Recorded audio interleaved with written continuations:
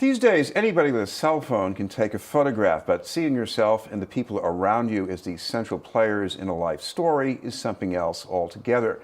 That was an assignment for our guest, helping students at the McKinley Middle School in Boston. The images and stories formed an exhibit that opened May 16th at Midway Artist Studios near Fort Point Channel. We'd like to welcome the curator of portraits and stories, Krina Patel. Thank you very much for being with us, Krina. Thank you.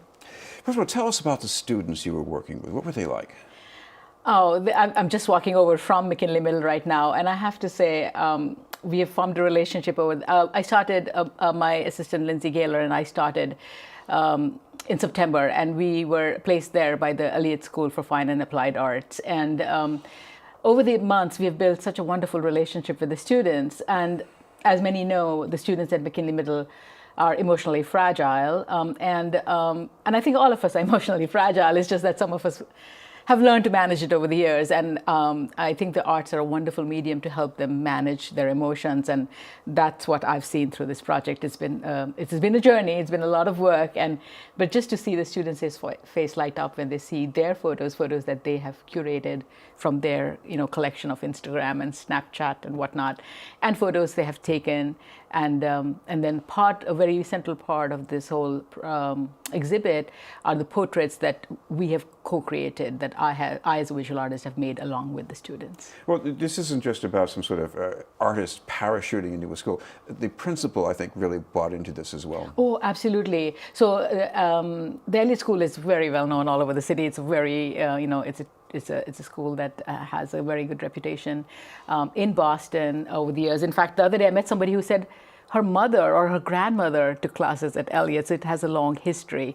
And their schools and community partnerships program also has been going on for a few years now. So we start in the school from September, building relationships with the administrators and the teachers. And McKinley Middle has absolutely welcomed us there. From the beginning, the administrators, Ms. Johnson, Ms. Saunders, Mr. Allen, all have been very supportive of our presence there. And so, we've built a relationship, and that has been critical in working with this particular group of students. Well, I'm sure many middle schoolers around the world are taking photos with cell phones. Oh, yeah. What did you do different with these students?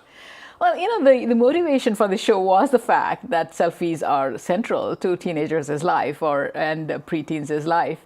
And so my idea was to really run with that. Like, you take selfies, let's look at the world, through taking selfies ourselves. And we have wonderful selfies that they have taken with some of us, some of the teachers in the pictures, or the students in the pictures, and then let us turn the camera to the world and see what we see around us, and let's tell our stories through images. Well, one story is pretend to be NBA, and that was a student, I think, who took that photo, right?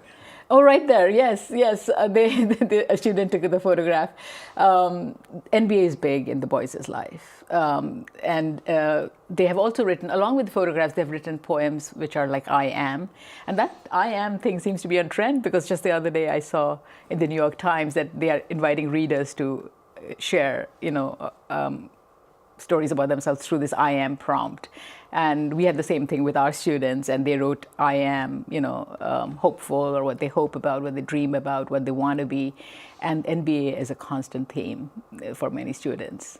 When I see this project, you are other projects that you've worked on in the past, kids in New York City, many of them from immigrant families, or you work with students in India before that as well. What's the common denominator in all this?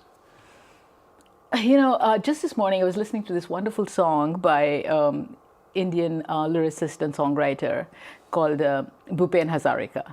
And he's been an inspiration for me. And it's very difficult, or it's a challenge to translate from, he sings in Assamese, which is one of the languages in India, as well as Bengali, which is another language which I speak.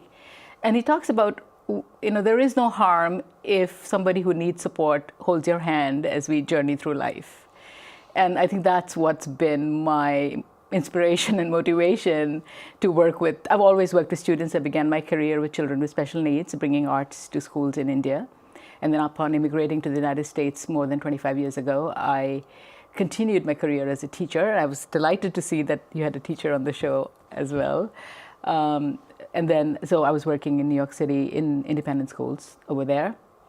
and charter schools. And so through the career, I've worked with all kinds of students. And this past year has been an absolute joy to work with these students. This has been the news. We're talking with Krina Patel, the curator of Portraits and Stories.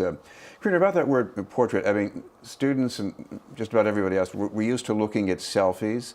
But when you look at a portrait, you're looking at it differently. I mean, did you have that sense that this was happening with the students too? You know, the students are young, and so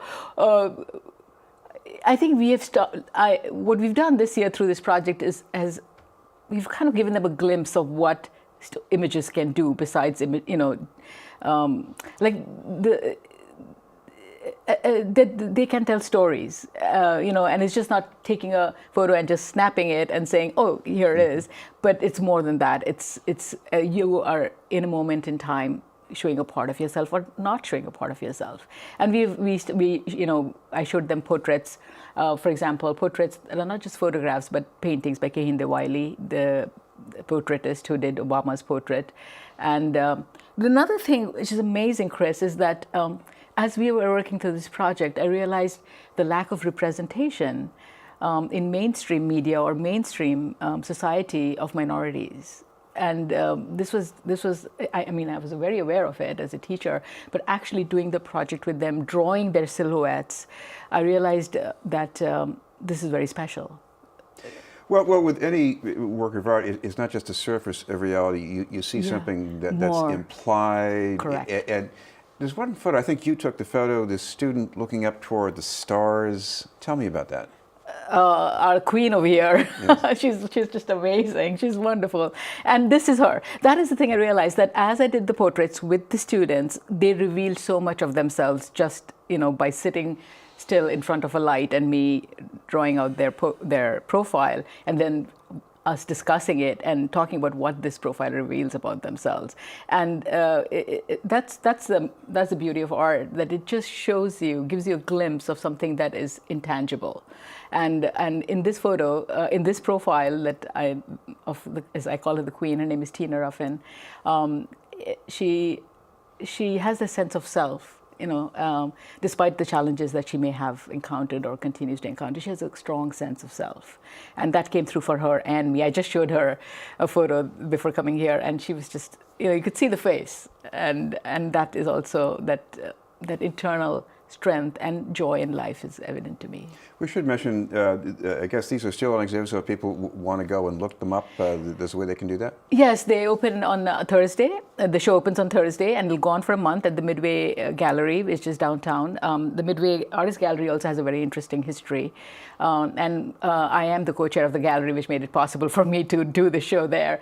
And my goal in doing the show is really to break down the walls and make the gallery into a democratic community space where professional photographers are showing along with the students. And in the invites too, we've made sure that all the names are listed alphabetically, with the students just with a little asterisk next to the students' name to indicate that they're students. But it is really a joint show by professional photographers, Boston photographers, and the students, and to make the gallery into a shared community space. Thank you very much for being with us. Thank you. Krina Patel, the curator of Portraits and Stories from McKinley School.